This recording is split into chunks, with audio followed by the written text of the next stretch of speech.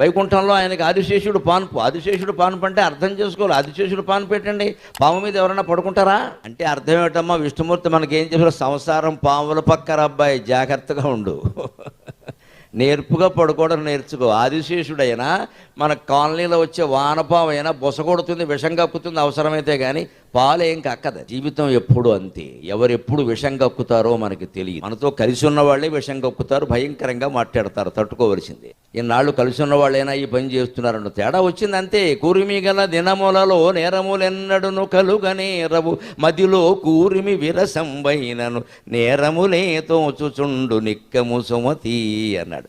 ఇద్దరు మనుషుల మధ్యలో స్నేహం ఉందనుకోండి, వాళ్ళ మధ్యలో ఏమీ జరిగినా సరే, గోమ్మే వాడు కొట్టినా సరే, వాడు కొట్టబట్టే నేను బాగుపడ్డానట్టు. ఆ ఇద్దరిలో కొంచెం తేడా వచ్చిందనుకోండి, వాడు కొట్టకపోయినా సరే ఊరికే చిటికెన వేలు గోరుతో ఇలా రాస్తే, గోరుతో నన్ను హత్య చేద్దామని చూశాడు. ఎందుకంటే ప్రేమ నశించింది ఇద్దరు.